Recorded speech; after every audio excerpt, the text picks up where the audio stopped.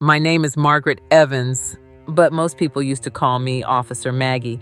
32 years on the force, serving this country, walking the same streets every night, armed with nothing but a badge, a flashlight, and faith that good still existed somewhere out there.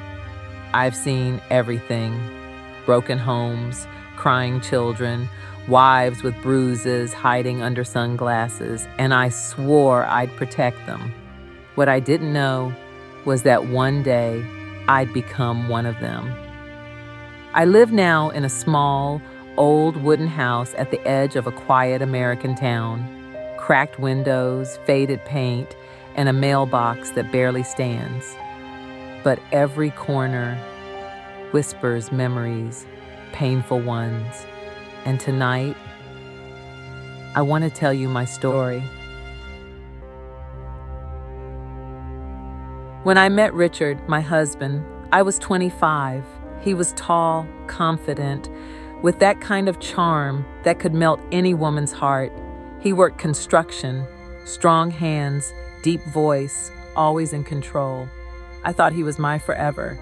He said all the right words. "You're my world, Maggie. You make me a better man." But after the wedding ring came, the real Richard came too. He started drinking after work. First it was 1 beer, then 5, then the shouting started. At first it was about small things, dinner being late, my uniform left on the couch, or me coming home tired from my shift. One night I got a call about a car accident. I stayed out late finishing the report. When I came home at 2 a.m., he was waiting. The TV was off. The lights were dim.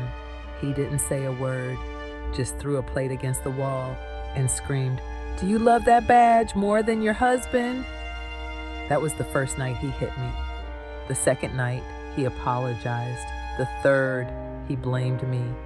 And by the 10th, I stopped counting. I wore long sleeves to hide the bruises, told my coworkers I'd tripped chasing a suspect.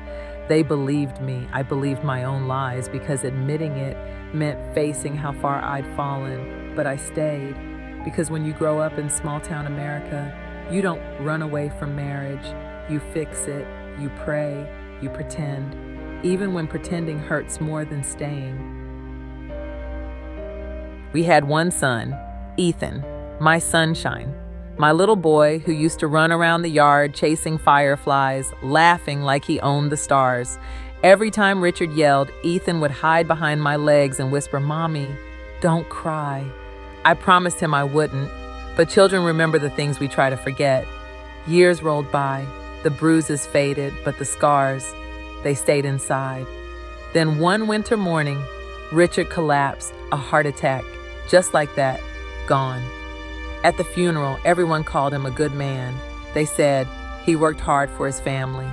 No one saw the fear behind my smile. No one knew I was standing there, trying to figure out if I was mourning or finally free. I thought life would be kinder after that. But life has a cruel sense of humor.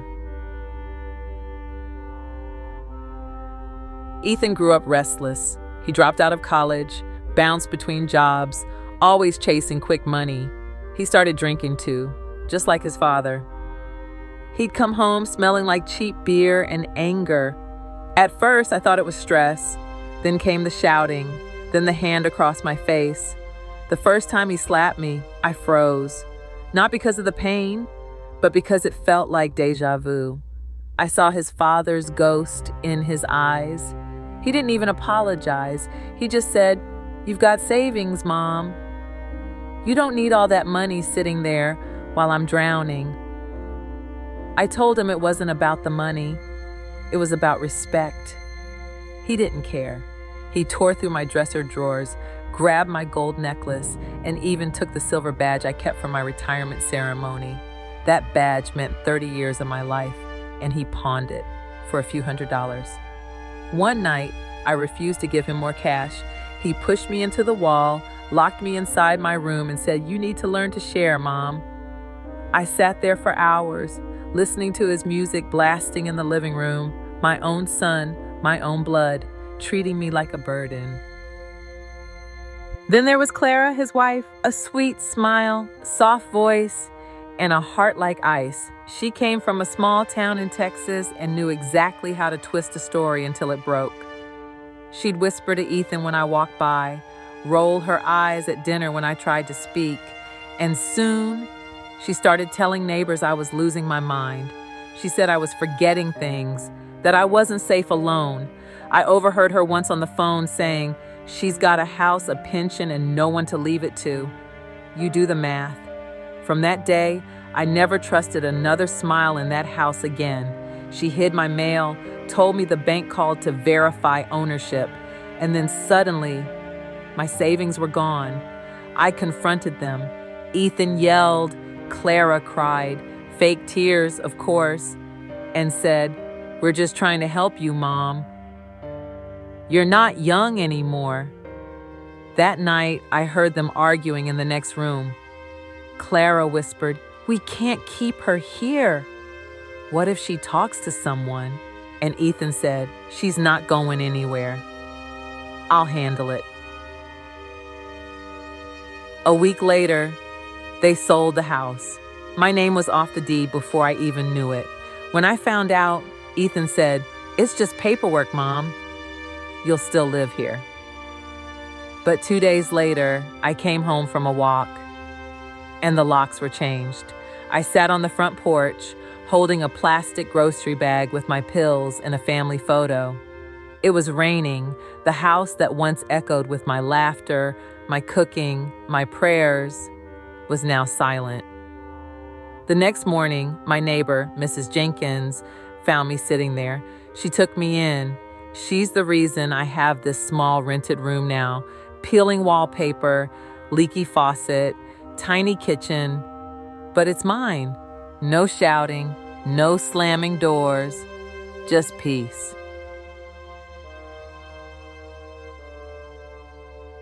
Every night I sit by the window with a cup of tea and watch the streetlights flicker. Sometimes kids pass by on bikes laughing, and I smile, remembering Ethan as a boy, before the world hardened him. People ask me if I hate him. I don't. I pity him, because I know pain like that doesn't start with greed.